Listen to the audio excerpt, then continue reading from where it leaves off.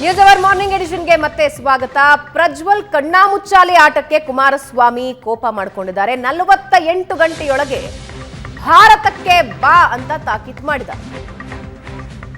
ಕುಟುಂಬದ ಮುಜುಗರ ಹೊರಹಾಕಿದ್ದಾರೆ ಮಾಜಿ ಸಿಎಂ ಎಚ್ಡಿಕೆ. ವಿಚಾರಣೆಗೆ ಹಾಜರಾಗುವಂತೆ ಪ್ರಜ್ವಲ್ಗೆ ಎಚ್ಡಿಕೆ ಸೂಚನೆ ಕೊಟ್ಟಿದ್ದು, ಪ್ರಜ್ವಲ್ ಎಲ್ಲೇ ಇದ್ರೂ ಎಸ್ಐಟಿ ಮುಂದೆ ಬರಲಿ, 24 ಗಂಟೆಯಲ್ಲಿ ಪ್ರಜ್ವಲ್ ಬಂದು ತನಿಖೆ ಎದುರಿಸಲಿ ಎಂದಿದ್ದಾರೆ.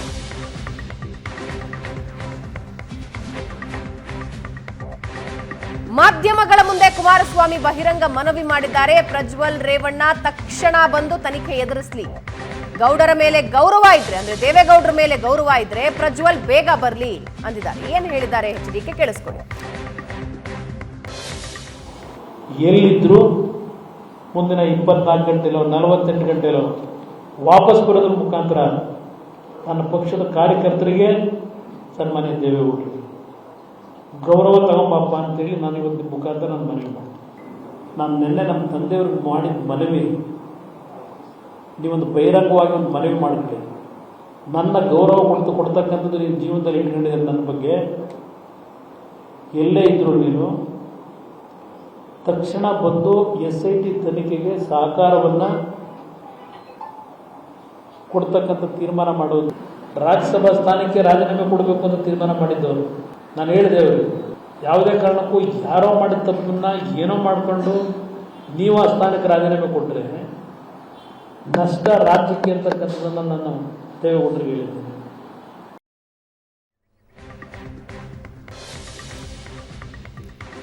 ಪ್ರಶಾಂತ್, ಒಂದು ಪ್ರಜ್ವಲ್ ರೇವಣ್ಣ ಬರ್ತಾ ಇಲ್ಲ. ಈಗ ಅಂತಿಮವಾಗಿ ಕುಮಾರಸ್ವಾಮಿ ಅವರು 48 ಗಂಟೆಗಳಲ್ಲೋ 24 ಗಂಟೆಗಳಲ್ಲೋ ಬಂದು ತನಿಖೆ ಎದುರಿಸು ಅಂತ ಹೇಳ್ತಿದ್ದಾರೆ.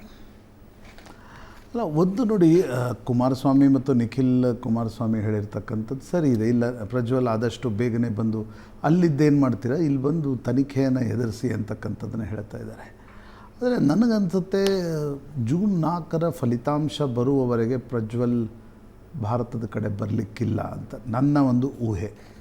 ಅದಕ್ಕೆ ಪ್ರಮುಖವಾಗಿರ್ತಕ್ಕಂಥ ಕಾರಣ, ಚುನಾವಣೆಯ ಫಲಿತಾಂಶ ಬಂದ ನಂತರ ಪರಿಸ್ಥಿತಿ ಏನಾದರೂ ಬದಲಾಗುತ್ತಾ, ಆಗ ಬಂದು ತನಿಖೆಯನ್ನು ಎದುರಿಸಿದರೆ ಹೇಗೆ ಅಂತಕ್ಕಂಥದ್ದು ಕೂಡ ಇರಬಹುದು. I don't know. ಯಾಕಂದರೆ ಪ್ರಜ್ವಲ್ ಕಾನೂನು ಸಲಹೆಗಾರರ ಮಾತು ಕೇಳಿ ಈ ರೀತಿ ಓಡಾಡ್ತಾ ಇದ್ದಾರೆ, ಅಥವಾ ಬಂದರೆ ಒಂದು ಸಲ ಸಿಕ್ಕಾಕೊಂಡ್ಬಿಟ್ರೆ ನನಗೆ ಬೇಲ್ ಸಿಗಲ್ಲ ಅನ್ನುವ ಕಾರಣಕ್ಕೋಸ್ಕರ ಕೂಡ ಬರ್ತಾ ಇಲ್ಲ ಅಂತಕ್ಕಂಥದ್ದು. ಹೀಗಾಗಿ ನಾನಾ ಮಾರ್ಗಗಳ ಮೂಲಕ SIT ಅವರನ್ನು ಕರೆಕ್ಕೊಂಡು ಬರ್ತಕ್ಕಂಥ ಒಂದು ಪ್ರಯತ್ನವನ್ನು ಮಾಡ್ತಾ ಇದೆ. ಒಂದು, ಕುಮಾರಸ್ವಾಮಿ ಮತ್ತು ರೇವಣ್ಣ ಕುಟುಂಬದ ನಡುವೆ ಅಂತರ ಸ್ಪಷ್ಟವಾಗಿ ಕಾಣ್ತಾ ಇದೆ. ಕುಮಾರಸ್ವಾಮಿ ಪದೇ ಪದೇ ಹೇಳ್ತಾ ಇದ್ದಾರೆ, ಪ್ರಜ್ವಲ್ ರೇವಣ್ಣ ಅವರನ್ನು ಸಮರ್ಥಿಸ್ಕೊಳ್ತಕ್ಕಂಥ ಪ್ರಶ್ನೆಯೇ ಇಲ್ಲ, ಪ್ರಜ್ವಲ್ ಬಂದು ತನಿಖೆಯನ್ನು ಎದುರಿಸಲಿ ಅಂತಕ್ಕಂಥದ್ದು. ಬಟ್ ನನಗನ್ಸುತ್ತೆ ಜೂನ್ 4ರ ಫಲಿತಾಂಶ ಇಷ್ಟು ದಿನ ಬರದೇ ಇರೋದನ್ನು ನೋಡಿದಾಗ, ಜೂನ್ 4ರ ಫಲಿತಾಂಶ ಬರುವವರೆಗೆ ಅಥವಾ ಅದಕ್ಕೂ ನಂತರ ಬರುವ ಸಾಧ್ಯತೆಗಳು ಜಾಸ್ತಿ ಇವೆ ಅಂತ ನನಗನ್ಸುತ್ತೆ. ಮತ್ತು ನೋಡಿ, ಅದು ಕೂಡ ಪ್ರಜ್ವಲ್ ಅಥವಾ ಅವ್ರು ಆ ಕುಟುಂಬ ಕಾಯ್ತಾ ಇರಬಹುದು. ಸರ್ಕಾರ ಈಗ ನೋಡಿ, ಚುನಾವಣೆಯ 1, 2ನೇ ಹಂತದ ಸಂದರ್ಭದಲ್ಲಿ ರಾಜ್ಯ ಸರ್ಕಾರಕ್ಕೆ ಇರ್ತಕ್ಕಂಥ ಅಥವಾ ಕಾಂಗ್ರೆಸ್ ನಾಯಕರಿಗಿದ್ದ ಆಸಕ್ತಿ ನಿಧಾನವಾಗಿ ಕಡಿಮೆ ಆಗ್ತಾ ಇದೆ. ದೇವರಾಜೇಗೌಡರ ಪ್ರಶ್ನೆಗಳು ಸರ್ಕಾರ ಮತ್ತು ಕಾಂಗ್ರೆಸ್ನ ನಾಯಕರನ್ನು ಚುಚ್ಚುತ್ತಾ ಇವೆ. ಆ ಆಸಕ್ತಿ ಇವತ್ತು ಉಳಿದಿಲ್ಲ.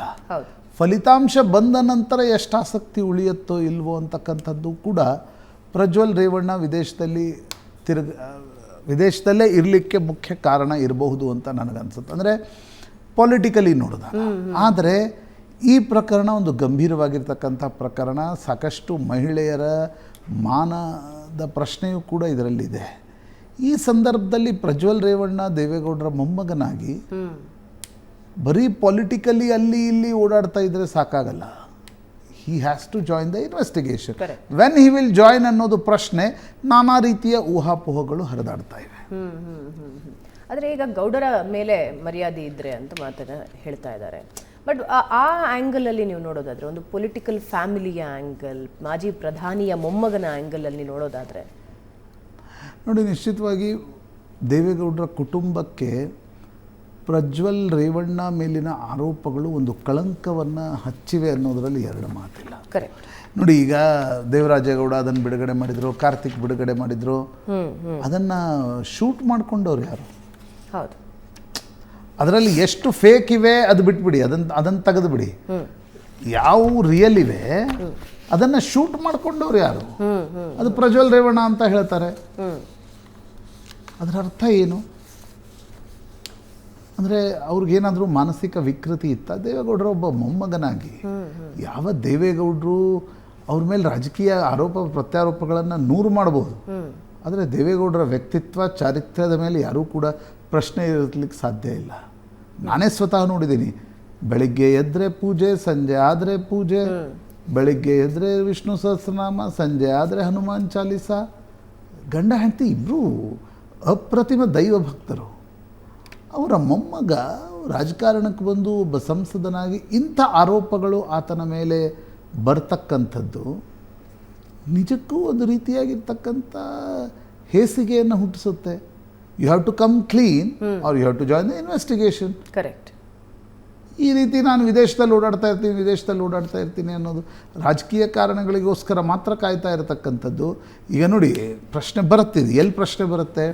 ಜೂನ್ 4 ನಂತರ ಫಲಿತಾಂಶ ಬಂತು. ಹೈಪೋಥೆಟಿಕಲಿ ಮೋದಿ ಸರ್ಕಾರವೇ ವಾಪಸ್ ಬಂತು ಅಂತ ಅನ್ಕೊಳ್ಳೋಣ. NDAದಲ್ಲಿ ಯಾರನ್ನ ಮಂತ್ರಿ ಮಾಡಬೇಕು ಅಂತಕ್ಕಂಥ ಪ್ರಶ್ನೆ ಬಂದಾಗ ದೇವೇಗೌಡರ ಕುಟುಂಬದ ಪ್ರಶ್ನೆ ಬರುತ್ತೆ. ಆಗ ಏನು ಚರ್ಚೆ ನಡೆಯುತ್ತೆ ದಿಲ್ಲಿಯಲ್ಲಿ? ಚುನಾವಣಾ ಫಲಿತಾಂಶ ಬಂದ ಮೇಲೆ ಪ್ರಜ್ವಲ್ ರೇವಣ್ಣ ವಿರುದ್ಧ ಇಷ್ಟೊಂದು ಆರೋಪಗಳಿದ್ವು, ದೇವೇಗೌಡರ ಕುಟುಂಬದವರನ್ನು ಮಂತ್ರಿಮಂಡಲಕ್ಕೆ ತೆಗೆದುಕೊಳ್ಬೇಕಾ ಅಂತಕ್ಕಂಥ ಪ್ರಶ್ನೆ ಬರುತ್ತೆ. ಹಾಗೇನಾದರೂ ಆದರೆ ನೀವು ಕಳೆದ 3 ತಿಂಗಳಿಂದ ಮಾಡಿರ್ತಕ್ಕಂಥ ಮೈತ್ರಿಕೂಟ ಎಲ್ಲ ನೀವು ನೀರಿನಲ್ಲಿ ಹೋಮ ಮಾಡ್ದಂಗೆ. ಹಾಗಾಗಿ ಈ ಪ್ರಜ್ವಲ್ ಪ್ರಕರಣ ತುಂಬ ಟ್ರಿಕಿ ಇದೆ ಭಾವನಾ. ಇದು ಯಾವ ಕಡೆ ತಿರುಗುತ್ತೆ ಅಂತಕ್ಕಂಥದ್ದನ್ನು ಈಗಲೇ ಹೇಳಲಿಕ್ಕೆ ಸಾಧ್ಯ ಇಲ್ಲ. ಬಟ್ ಕುಮಾರಸ್ವಾಮಿ ಮತ್ತು ನಿಖಿಲ್ ಕುಮಾರಸ್ವಾಮಿ ಹೇಳ್ತಿದ್ದಾರೆ ಜಾಯಿನ್ ದ ಇನ್ವೆಸ್ಟಿಗೇಷನ್. ಕುಮಾರಸ್ವಾಮಿ ಹೇಳ್ತಿದ್ದಾರೆ ಇಲ್ಲ, ದೇವೇಗೌಡರಿಗೆ ರಾಜ್ಯಸಭಾ ಸ್ಥಾನವೇ ಬೇಡ, ಅವರು ರಾಜೀನಾಮೆ ಕೊಡಬೇಕು ಅಂತ ಮನಸ್ಸು ಮಾಡಿದರು, ನಾನೇ ಬೇಡ ಅಂತ ಹೇಳಿದ್ದೀನಿ, ಅವ್ರಿಗೆ ಬೇಸರ ಆಗಿದೆ, ಅವ್ರ ವಿರೋಧ ಇದೆ ಅಂತಕ್ಕಂಥದ್ದು ಕುಮಾರಸ್ವಾಮಿ ಹೇಳ್ತಾ ಇದ್ದಾರೆ. ಹೀಗಾಗಿ ಒಂದು ಹಂತದಲ್ಲಿ ಕುಟುಂಬಕ್ಕೆ ಮುಜುಗರ ಆಗಿದೆ, ಕಳಂಕ ತಟ್ಟಿದೆ ಅಂತಕ್ಕಂಥದ್ರಲ್ಲಿ 2 ಮಾತಿಲ್ಲ. ಇದರಿಂದ ಹೊರಗೆ ಹೇಗೆ ಬರ್ತಾರೆ? ಪಾಲಿಟಿಕ್ಸ್ ಹಾಗೆ ನಡೆಯುತ್ತಾ ಅಥವಾ ಪ್ರಜ್ವಲ್ ಸಿಡಿಗಿಂತ ಮುಂಚೆ, ಪ್ರಜ್ವಲ್ ಸಿಡಿಗಿಂತ ನಂತರ ಅಂತಕ್ಕಂಥ ಪಾಲಿಟಿಕ್ಸ್ JDSನಲ್ಲಿ ನಡೆಯುತ್ತಾ? ಇದು ಮುಂದಿನ ದಿನಗಳಲ್ಲಿ ಸ್ಪಷ್ಟವಾಗೋದು.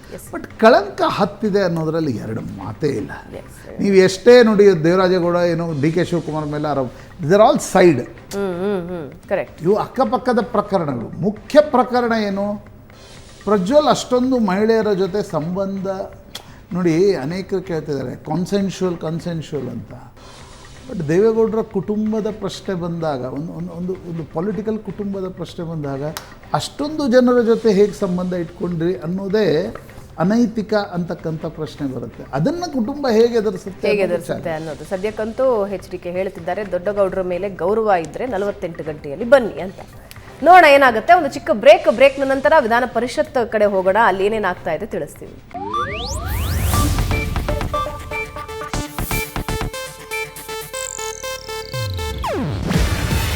ಇದು ಏಷ್ಯಾನೆಟ್ ನ್ಯೂಸ್ ನೆಟ್ವರ್ಕ್ ಪ್ರಸ್ತುತಿ. ನೀವು ನೋಡ್ತಿದ್ದೀರಾ ಏಷ್ಯಾನೆಟ್ ಸುವರ್ಣ ನ್ಯೂಸ್.